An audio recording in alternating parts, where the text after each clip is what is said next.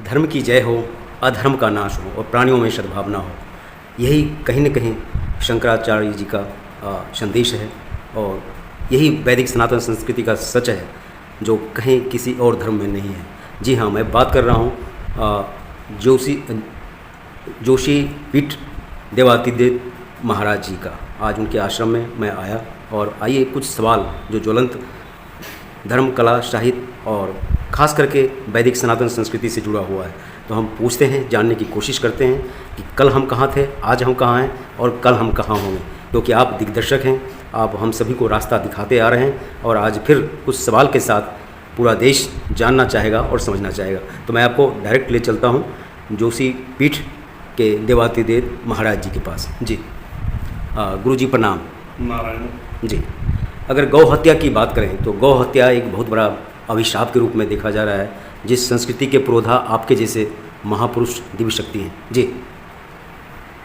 पूर्णमदः पूर्णमिदं पूर्णमुदच्यते पूर्णस्य पूर्णमादाय पूर्णमेवावशिष्यते।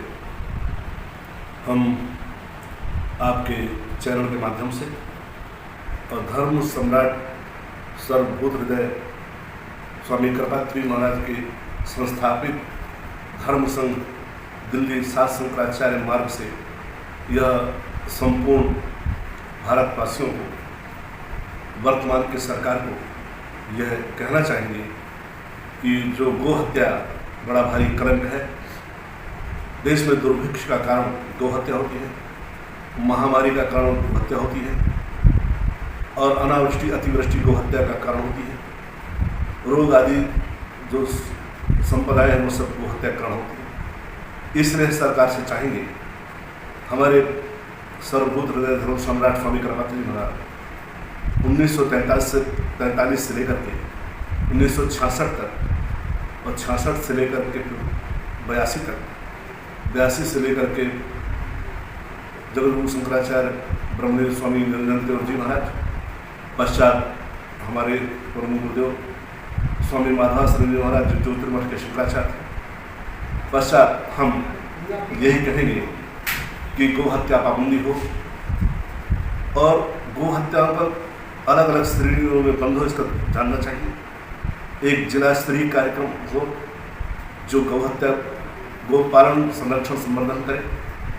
केंद्रीय सरकार है वो अपना कानून बनाए, गो हत्या ना हो। राज्य सरकार कानून बनाए, हत्या ना हो। और राज्य सरकार अपने डीएम और कमिश्नर जो अधिकारी गण हैं उनको ये कहे कि भाई एक एक जगह आप निश्चित करके, चिन्हित करके गौशालाएँ बनवाएं और गौशालाओं को भार दायित्व शहर के निवासियों को और जनमानस में प्रत्येक व्यक्ति को उसके अपने हृदय का दर्द बना करके, वो हमारी मोक्ष धेनु है, हमारी कल्प धेनु है, हमारी धर्म धेनु है, हमको बैतरणी यही पार कराने वाली है। इसको जानकर तो पालन करें, संवर्धन करें, संपोषण करें। मुख्य रूप से केंद्र सरकार को कहेंगे कि पार्लियामेंट में एक प्रस्ताव लाकर कि इसका गो हत्या न हो, इसका कानून बनाए। कानून बनाने के बाद जो गो माफिया है, जो मांस की तस्करी करता है, गौं की तस्करी करता है, उन पर पाबंदी लगाएं, कठोर से कठोर दंड दे। जी। अब गुरु जी शारदा कॉरिडोर की अगर बात करें तो कहीं न कहीं एक बहुत बड़ा वैदिक सनातनियों के लिए एक बहुत बड़ा मुद्दा है और एक जिज्ञासा भरी, आस्था भरी नज़र है कि सरकार उसको जो है कॉरिडोर को बनाए। आज से पूर्व आदि गुरु शंकराचार्य भगवान के द्वारा कश्मीर में शारदा पीठ की स्थापना, भगवती शारदाम्बा का मंदिर बनाया गया। भगवान शंकराचार्य को जगत गुरु की उपाधि वहीं से प्राप्त हुई और सरकार को तो हम चाहे, सरकार के, वर्तमान सरकार के, मोदी सरकार के हाथों को हम प्रत्येक हिंदुओं को हाथ पर बूथ करने चाहिए। जब सरकार के हाथ मजबूत होंगे, सरकार आएगी दोबारा, तो उससे हम ये शारदा कॉरिडोर और गो हत्या के दोनों की मांग करेंगे, मिलेंगे भी जाकर जी। शारदा कॉरिडोर बनना चाहिए। अगर करतारपुर साहिब कॉरिडोर बन सकता है, बनाया है, उससे दोनों देश की उन्नति हो रही है, दोनों देश के लोग प्रसन्न हैं।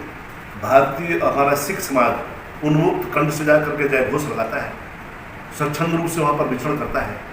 मोदी जी अगर यूएई में जाकर के मंदिर का निर्माण और स्थापना कर सकते हैं, और भी कुछ देश हैं इस लाइन में लगे कि हमारे यहाँ कर दो, तो क्या अपने घर का भगवती शारदाम्बा का पीठ का कॉरिडोर नहीं बना सकते? बनाना ही चाहिए और बनाएंगे। हमारी ऐसी आशा है कि मोदी सरकार। गुरुजी, आप अपनी दिव्य शक्ति से क्या देख पा रहे हैं कि पीओके भारत का था, है और निकट भविष्य में ये जो पृथ्वी मात्र है, 14 भुवन 7 लोग सब परमात्मा का ईश्वर के हैं। ये कभी नष्ट नहीं होते हैं, कभी छिन्न भिन्न नहीं होते हैं। उतार चढ़ाव तो आता रहता है, उद्भव और विकास की कहानियाँ चलती रहती हैं, ज्वर और घाट आता रहता है। हमारे इस शरीर में कभी ब्लड प्रेशर बढ़ जाता है, कभी घट जाता है। भारत हमेशा रहेगा। अखंड भूमंडल भारत की है, अखंड भूमंडल सनातन धर्म का है, अनादि से चलाया है, कभी समाप्त नहीं होने वाला है। हाँ, लेकिन जो अपने समय में सत्य का सहारा लेकर के धर्म कार्य करके जाएगा, उसका जीवन ज्वलंत और जीवंत हो जाएगा। गुरुजी, आपके जैसे दिव्य पुरुष जिस तरह की भारत और जिस तरह का विश्व की कल्पना कर रहे हैं और उसके लिए जन जागृति पूरे भारतवर्ष के कोने कोने में और अंतर्राष्ट्रीय स्तर पर आप फैला रहे हैं, उसके लिए क्या लग रहा है कि 400 पार इतना आसान है? देखिए, ऐसा संसार में कुछ असंभव नहीं है जी। भारतवर्ष में तो कोई असंभव वाली बात नहीं है। भारतीयों को सुरक्षित रखना है, भारतीय मानव विद्या को सुरक्षित रखना है, भारत के संस्कारों को, संस्कृति को सुरक्षित करना है, तो हमको सरकार को 400 पार ले जाना ही पड़ेगा। 400 पार ले जाना ही पड़ेगा, तभी हमारी भारतीय तो बचेगी, तभी हम हिंदू बचेंगे और तभी हमारी संस्कृति और संस्कार। क्या आप मानते हैं कि निकट भविष्य में भारत बनने जा रहा है विश्वगुरु? विश्वगुरु था, वो तो कुछ अराजक तत्वों ने उसको नीचे लाने का प्रयास किया और कर रहे हैं, लेकिन होगा नहीं।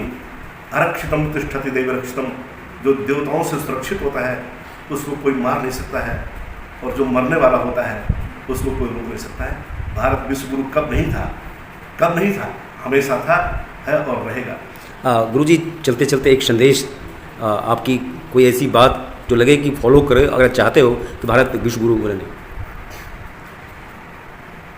विश्वगुरु बनने के लिए व्रत, हमारे अन्नम बहुब्रूवीत, बहुत अन्न करें, गो रक्षा, धर्म रक्षा, नारी रक्षा, वेद रक्षा, ब्राह्मण रक्षा, नदी की रक्षा, पर्वत कंदरा और सबकी रक्षा करना होगा।